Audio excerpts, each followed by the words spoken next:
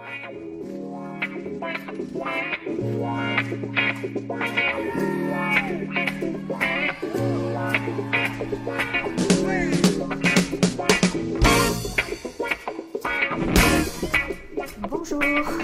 bienvenue sur Startup Show. Donc c'est le 6e rendez-vous aujourd'hui.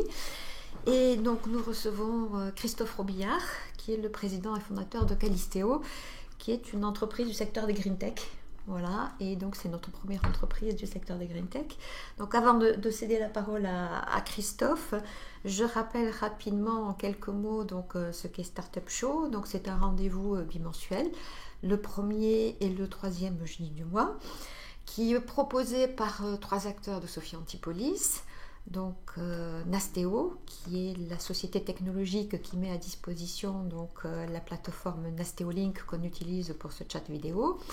Riviera Cube, qui est une association sur Sophie Antipolis qui s'occupe de l'animation des startups, et Webtime Media, qui est un média en ligne. Voilà, donc Startup Show, l'ambition c'est de donner l'opportunité donc, à des jeunes pousses innovantes de se présenter, de mieux se faire connaître, et surtout de répondre en direct aux questions des internautes. Donc si vous êtes connecté donc, et que vous nous suivez actuellement, n'hésitez surtout pas à poser des questions à Christophe qui répondra donc, tout à l'heure. Mais d'abord, donc, je vous cède la parole pour 2 minutes, le pitch pour la présentation de Calisteo. Bonjour à tous, j'ai le plaisir de vous présenter aujourd'hui Calisteo, qui est une jeune société créée en décembre 2010 et basée à Nice. Donc notre ambition est de rendre possible et économiquement intéressant de connaître ces consommations électriques en détail, ceci afin de mieux les économiser et de faire plus de 15% d'économie. Pour cela, nous partons du constat suivant, qui est aujourd'hui on mesure très mal ces consommations électriques. Chez nous, nous avons un compteur fourni par un opérateur qui nous permet de connaître nos consommations globales avec un an de retard. En 2017, quand nos compteurs seront devenus intelligents, nous connaîtrons en temps réel notre consommation globale, mais toujours pas en détail. Et quand on veut connaître sa consommation en détail, il faut déployer de nombreux compteurs ou de nombreux capteurs, un par appareil ou un par zone, et ça coûte extrêmement cher. En général, ça coûte aussi cher qu'une année de consommation électrique. Et donc nous, notre ambition, c'est de permettre de réduire les coûts de la mesure de ces consommations au niveau du détail de la zone, de l'appareil et de l'usage fait de l'appareil. Nous voulons réduire ces coûts d'un ordre de grandeur, ceci afin qu'il soit économiquement intéressant d'optimiser appareil par appareil en fonction du retour sur investissement qu'on aura sur chacun des appareils. Et donc l'objectif, c'est d'économiser plus de 15% sur les consommations électriques avec un retour sur investissement de moins de 2 ans pour ce faire. Donc nous nous appuyons sur une base technologique, nous sommes une société technologique, nous produisons un boîtier qui est à peu près la taille de votre papier, une feuille A4, et qui permet donc de prendre les mesures dans des bâtiments de type industriel ou tertiaire, pour connaître la consommation d'une grande partie des appareils les plus fortement consommateurs, et ceci de façon non intrusive. C'est-à-dire que plutôt que de déployer un compteur qui nécessite de modifier et recabler les tableaux électriques, nous posons simplement une pince ampère métrique qui se présente comme un petit objet qu'on peut entourer autour d'un fil dans le tableau électrique, et on peut en mettre des centaines dans un bâtiment si on le souhaite. Et donc on remplace de nombreux compteurs électriques qui seraient nécessaires pour mesurer par quelques pinces, par un nombre bien inférieur de pinces. Le compteur vaut plusieurs centaines d'euros, la pince vaut 10 euros, et la pince peut être installée extrêmement rapidement, y compris sans interrompre la consommation électrique.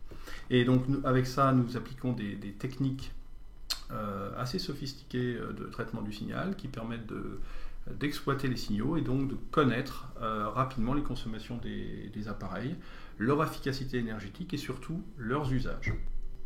Alors, si j'ai bien compris, donc le métier de Qualistéo, on dit Qualistéo ou Qualistéo? On dit les deux, mais nous préférons Qualistéo. Qualistéo, donc je dirais Qualistéo.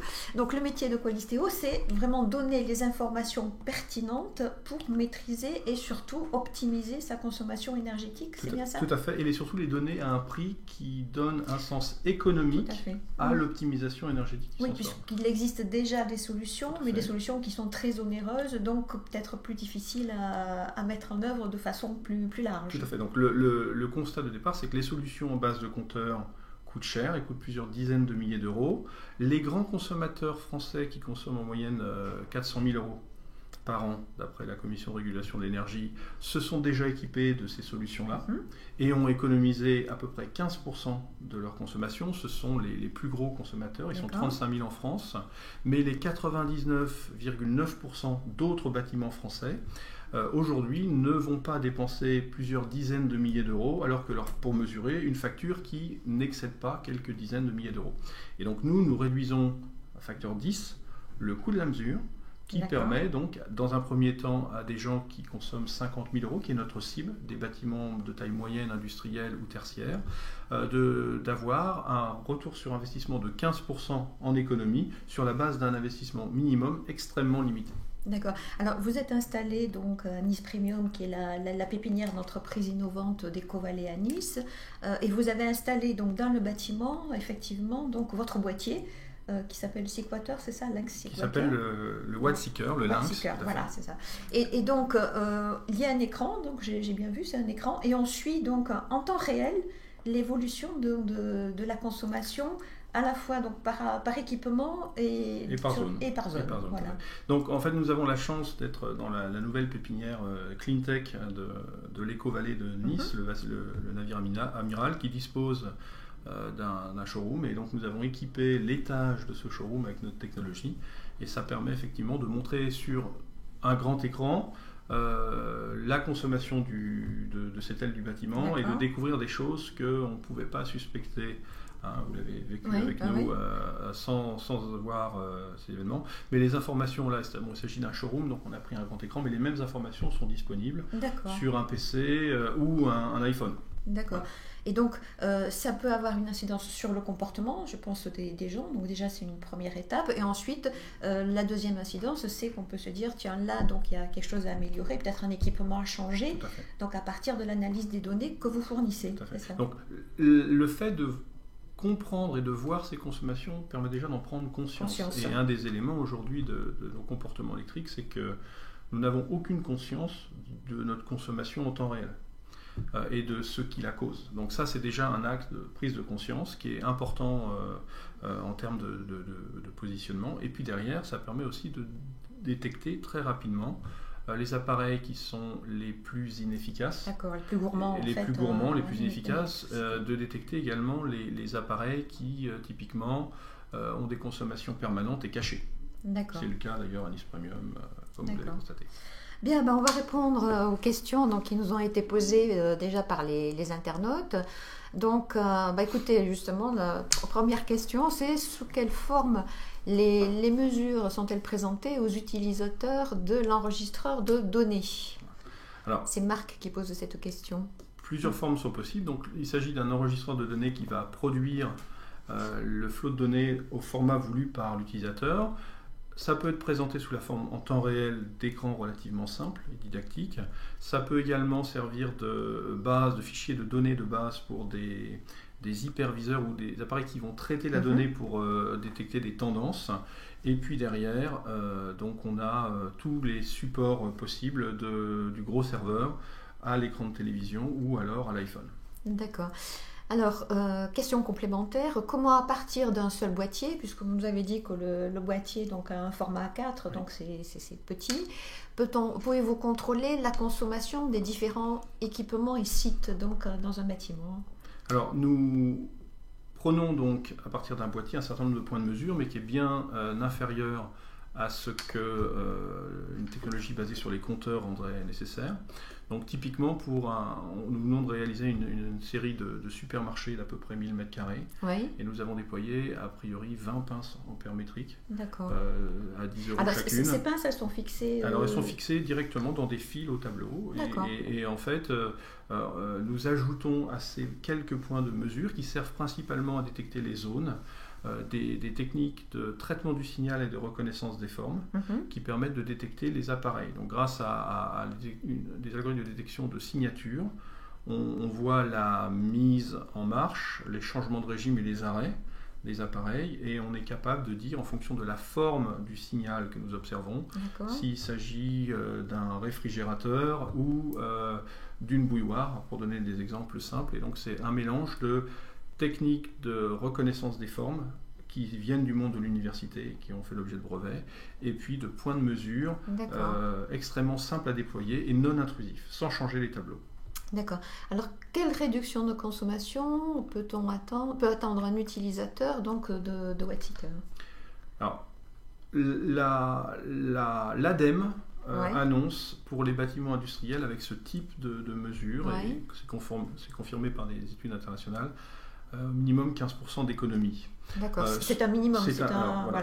Sachant que c'est un chiffre de l'ADEME et qu'il y a un peu plus, un peu moins. Mais voilà. Ce que nous avons constaté sur nos premiers déploiements, c'est que nous pouvons aller facilement. Nous avons réussi à aller jusqu'à 50% d'économies identifiables. C'est significatif, oui. Et notamment, c'était dans le cadre donc, de déploiement du supermarché. Il y avait 5 supermarchés de la même superficie, dont un consommait 2 fois plus que d'autres. Et on a identifié ce qu'il faudrait faire et le retour sur investissement pour le ramener à la même consommation. Donc on peut relativement facilement, sur des bâtiments qui n'ont pas été, qui ont des phénomènes déviants complexes, réduire les consommations de beaucoup plus. D'accord. Alors, quels sont vos concurrents et comment vous différenciez-vous? Donc, aujourd'hui, nos concurrents sont, à notre modeste échelle, en partie les fabricants de compteurs, même si aujourd'hui les techniques basées sur les compteurs ne peuvent pas aller sur les segments de marché où nous voulons aller. Donc, ils sont techniquement nos concurrents, mais opérationnellement, pas réellement. Il existe aussi quelques sociétés en France, en Angleterre, une en France, une en Angleterre, une aux États-Unis, qui travaillent aussi sur des techniques mathématiques comme les nôtres, mais qui sont principalement focalisées soit sur le segment résidentiel, soit sur le segment un peu tertiaire bas. Donc aujourd'hui, sur la technologie que nous mettons en avant, on a relativement peu de concurrents à cette époque, parce que nous avons bien ciblé notre segment de marché. D'accord, ça aussi bien en France qu'à l'international. Tout à fait, donc les acteurs sont internationaux. D'accord. Alors, quelles sont les relations de Qualisteo avec la recherche publique? Parce que je crois qu'au départ, parce que vous exploitez une licence qui vient donc de la recherche publique, il y a des liens très étroits avec un certain nombre de laboratoires ici en région PACA. L'histoire de Qualisteo est extrêmement liée à la recherche publique. Donc, comme vous l'avez dit, on est entré en contact avec Valeurs PACA, en région PACA, qui met à disposition, qui valorise les brevets et les procédés issus de la recherche publique. Nous avons donc identifié un procédé issu de l'Université de Toulon et monté avec Valeurs PACA donc un processus de maturation, transfert de technologie. Et puis nous avons suivi toute la filière de l'innovation avec l'incubateur PACAS que je remercie maintenant. Qui est ici à Sophia Antipolis. Et tout cela en travaillant de façon extrêmement étroite sur des projets collaboratifs. Nous faisons aussi actuellement 3 thèses. Nous sommes une vingtaine de collaborateurs à temps plein, et dont 3 thèses qui sont menées avec le plus grand laboratoire de la région PACA, IM2NP. D'accord. Et la licence donc, que vous exploitez, vous en avez donc l'exclusivité? Nous avons l'exclusivité, tout à fait, tout territoire et également tout usage qui nous intéresse. D'accord. Et l'objectif, c'est donc à partir de ce premier brevet qui fait la base de notre technologie, de développer conjointement avec les universités de PACA une grappe technologique complémentaire dans les prochaines années pour rendre le produit plus performant, plus petit et moins cher. D'accord. Alors, que vous apporte la possibilité de travailler sur des plateformes technologiques mutualisées comme Sympaka. Alors là, c'est une plateforme, je crois, du secteur de la microélectronique, donc c'est quelqu'un qui doit bien connaître le secteur, et c'est un outil mutualisé, c'est ça? Tout à fait. Donc, vous pouvez nous expliquer peut-être. Comme je le disais, on travaille donc beaucoup sur la recherche avec Oui. nos 3 thèses de doctorat. Et nos thésards ont besoin d'outils sophistiqués Oui. en traitement du signal et également en nanotechnologie. D'accord, sophistiqué donc cher. Sophistiqué, cher, et qu'une start-up comme nous ne peut bien sûr pas se permettre. D'accord. Et donc Sympaka nous permet d'avoir à notre disposition les meilleurs outils sur le marché pour faire notre recherche. D'accord. Et nous les en remercions bien souvent. D'accord. Et c'est une plateforme, je crois, qui est installée ici sur Sophia Antipolis. Qui est installée sur Sophia et qui peut être accessible à distance. D'accord. Alors, quel est le coût d'équipement pour une entreprise et le retour sur investissement qu'elle peut escompter, donc avec un boîtier comme celui que vous proposez? Donc notre objectif est de permettre à nos clients de faire des économies de l'ordre de 15% avec un retour sur investissement de 2 ans. Donc quand vous prenez notre cible de marché, qui est des entreprises qui font quelques dizaines de milliers d'euros, et que vous traduisez notre objectif qualitatif en quantitatif, on obtient des prix qui vont de quelques centaines d'euros à quelques milliers d'euros en fonction de la taille de l'usine. Mais typiquement, pour des grandes usines de plusieurs milliers de mètres carrés, on est en deçà des 10 000 et bien en deçà des 10 000 euros pour des factures qui sont parfois au-delà de 100 à 200 000 euros. D'accord. Question complémentaire, est-ce que les petits commerces, ça c'est Marc qui pose la question, est-ce que les petits commerces peuvent utiliser votre solution? Puisque là on parlait de grands bâtiments, parce qu'effectivement les petits commerces ont des équipements électriques qui sont en général gourmands en consommation. En consommation, donc, tout à fait. Donc, nous avons donc des versions avec moins de pinces qui sont adaptables pour des mesures en temps... en permanence, mais également nous offrons des services d'audit qui permettent de venir très rapidement et sans modifier les tableaux électriques, mesurer la consommation pendant un temps qui peut aller de quelques semaines à quelques mois et permettre d'envisager des actions d'amélioration qu'on peut revenir vérifier quelques mois plus tard. D'accord. Ça, c'est un point important, effectivement. On n'a pas besoin de modifier toute son installation électrique pour donc utiliser...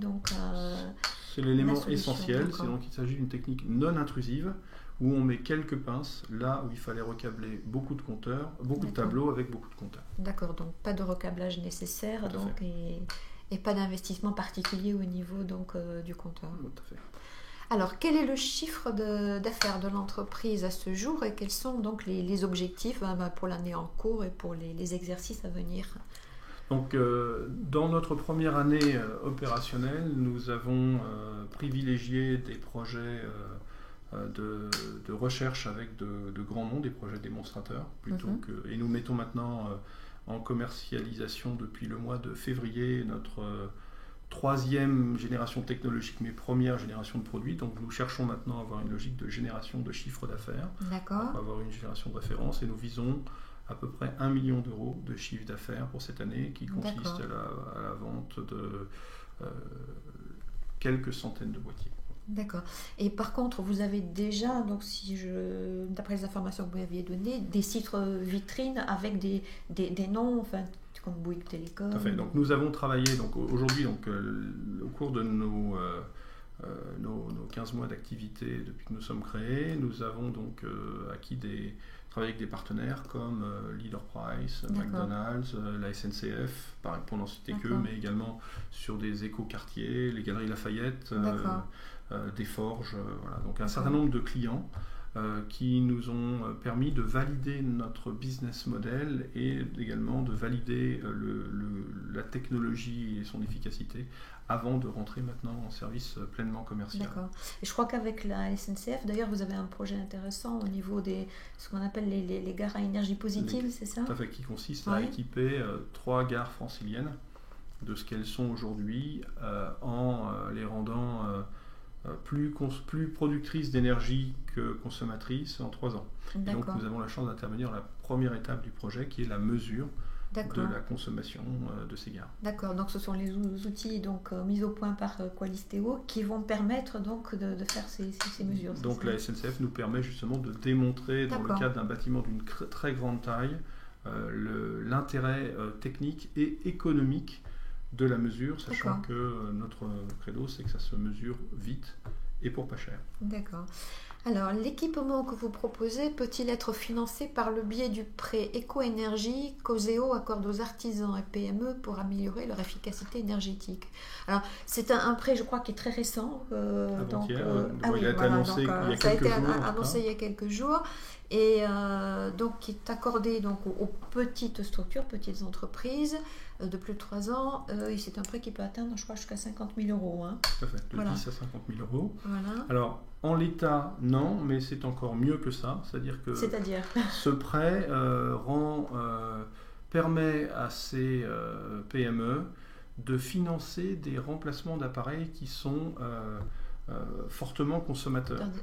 Par d'autres qui le sont moins. Mais la question qui va se poser pour la PME, c'est quel intérêt ai-je à m'endetter, même si l'endettement n'est pas cher, si je ne gagne pas sur mes coûts d'exploitation. Et là où ce prêt peut être extrêmement intéressant couplé à notre offre, c'est que notre offre permet vraiment de montrer, prédire et garantir les économies qui peuvent être faites avec un investissement faible au départ et de financer le prêt et le remplacement de l'équipement par les économies générées. Et donc ce prêt va aider à réduire l'investissement de départ et permettre de réduire la consommation sans s'endetter.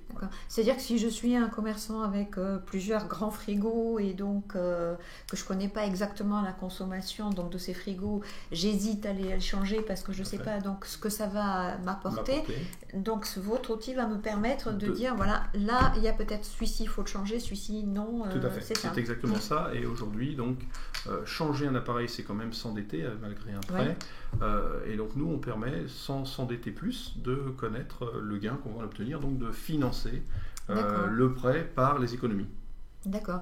Donc le prêt va me permettre de changer donc, mon frigo, mais ne va pas me permettre par contre d'acheter votre solution. Mais nous nous arrangeons pour avoir justement un prix doux qui permet de mesurer. D'accord, qui est motivant.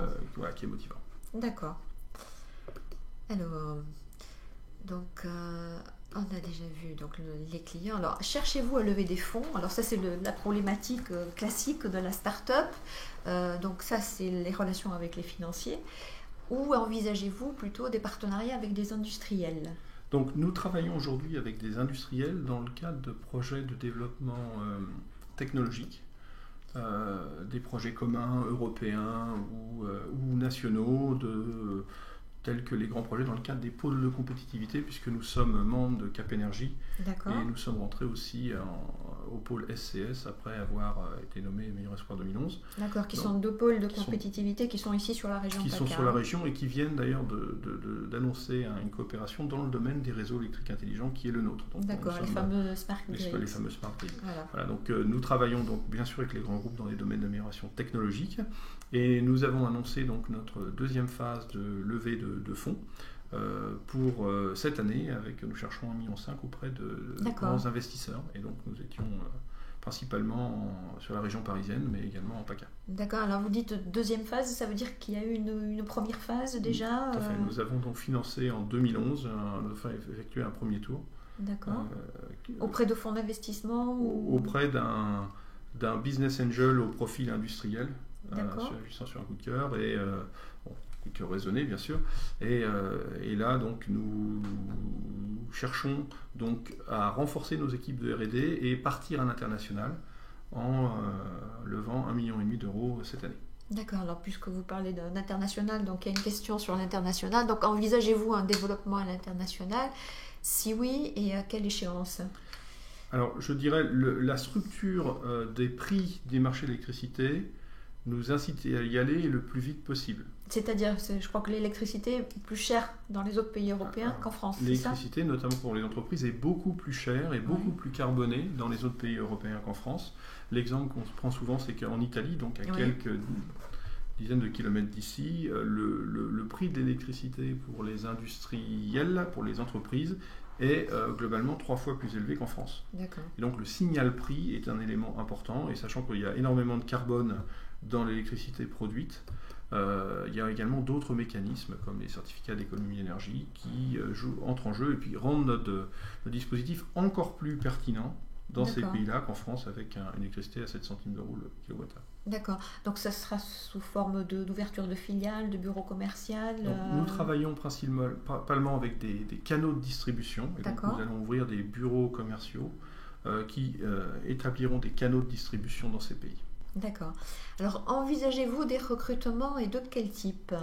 Donc, aujourd'hui, Qualisteo emploie, ou du moins travaille avec 18 permanents, dont des chercheurs, des ingénieurs, docteurs ingénieurs, stagiaires et aussi quelques professeurs dans le cadre d'université. Donc, nous avons connu une croissance importante et dans le cadre de la seconde levée de fonds, il y aura des embauches complémentaires dans le domaine notamment des opérations et encore de la recherche. D'accord. Alors, vous utilisez des boîtiers, donc où sont fabriqués ces boîtiers ? Alors la question c'est en Asie, c'est-à-dire est-ce que vous faites comme tout le monde ? Est-ce que vous sous-traitez donc, dans les pays à bas coût de manœuvre ? Alors, le boîtier est conçu par Qualisteo et il est made in PACA et made in France en matière de fabrication. C'est-à-dire que nous travaillons avec des sous-traitants à Mouansartou et à Carros, qui nous font la production de cartes électroniques ou de boîtiers et l'assemblage complet. Et donc c'est un choix que nous avons pris, un choix raisonné, que nous avons pris pour les premières années d'opération, et nous souhaitons reporter au plus tard possible le déploiement, la production en Asie, même si elle est difficilement remplaçable quand on atteint des dizaines ou des centaines de milliers d'unités. Donc pour le moment, donc petite série, donc possibilité de fabriquer en France. Quelques centaines à quelques milliers, fabrication en France et fabrication en PACA. En PACA, donc avec des sous-traitants donc, de la région. Et ça correspond aussi, si j'ai bien compris, à une position philosophique donc, de la part de Qualisteo, où c'est pas uniquement une question de marché, mais vraiment un choix déterminé. C'est un choix déterminé, c'est un choix raisonné également, sachant que la flexibilité, la qualité et la relation permet sur des séries de quelques centaines à quelques milliers d'avoir une équation économique équivalente. D'accord. C'est ce qu'on appelle aussi l'éco-conception. Vous travaillez beaucoup dans le cadre de l'éco-conception, c'est ça, hein ? Tout à fait. Alors, autre question. Donc, voilà. Alors, comment calculez-vous les 15% d'économie d'énergie ? Donc ça, c'est quelqu'un qui voudrait savoir effectivement précisément comment ces 15% sont calculés et savoir si il peut prendre peut-être la décision d'investir. Alors, les 15% font partie d'un chiffre globalement partagé dans l'industrie et qu'on retrouve dans les chiffres de l'ADEME et également dans un certain nombre de grandes études internationales universitaires qui montrent qu'en Angleterre, aux États-Unis et au Japon, les valeurs sont retrouvées. Dans la pratique, on chasse ces 15% en bonne partie déjà sur des appareils, des utilisations qui peuvent être améliorées. Une simple prise de conscience d'appareils qui ne fonctionnent pas bien ou qui fonctionnent au mauvais moment permet d'en faire une bonne partie. Et derrière, quelques investissements permettent d'aller au-delà des 15% et même quelques actions de type contrôle-commande que notre technologie sait faire pour éteindre des lumières allumées, par exemple, à la nuit, permet d'aller encore au-delà. Donc c'est un chiffre globalement partagé que les grands consommateurs français ont obtenu grâce à leurs compteurs et nous, que nous constatons, je dirais, auprès de nos clients. D'accord. Alors, toujours dans le même sens, quel est le coût des produits Lynx Wattseeker ? Donc, est-ce qu'il y a un coût nominal ou c'est finalement une solution à chaque fois qui est sur mesure, dont le coût varie en fonction du client ? Il y a une ingénierie de la solution en fonction du site à déployer. Puisque nous travaillons sur des sites tertiaires ou industriels de taille moyenne, il n'y a pas un modèle global, mais nous avons rendu nos structures de prix de façon à ce que le coût, comme je vous le disais, aille de quelques centaines à quelques milliers d'euros pour les plus gros. L'idée étant surtout de réduire les coûts d'installation et les impacts sur l'installation et la désinstallation des équipements, de façon à ce que le coût du matériel représente une très très grande partie du coût total de la mesure. D'accord. Donc est-ce qu'on peut dire que Lynx Wattseeker c'est vraiment un anti-gaspi J'aime vous l'entendre dire. On aimerait que ça le soit. Que ça le soit. Dans la pratique, on se rend compte que utilisé par des personnes motivées qui veulent vraiment exploiter les résultats, ça l'est. D'accord. Et puis surtout, l'intérêt, je suppose, c'est qu'ensuite la facture qu'on a en fin de mois vient réduite de façon significative. Tout à fait. Ouais. Et surtout qu'on puisse prédire et mesurer les économies qu'on va faire, ce qui est en fait un des enjeux actuels. Quand on connaît sa facture globale, on peut envisager de faire certaines améliorations, mais quand on mesure 6 mois après la facture globale, des effets de variation saisonnière qui peuvent être liés à plus chaud, plus froid ou plus de personnes dans le bâtiment rendent complètement illusoire de comparer la consommation avant et la consommation après. Nous, comme nous connaissons les consommations par appareil et par usage d'appareil, on peut vraiment vérifier qu'à usage équivalent, l'amélioration promise a été obtenue. Bien, écoutez, on souhaite bonne chance à Kawalisteo et à sa mission de la chasse au gaspille. Et bonne route alors. Merci Christophe. Merci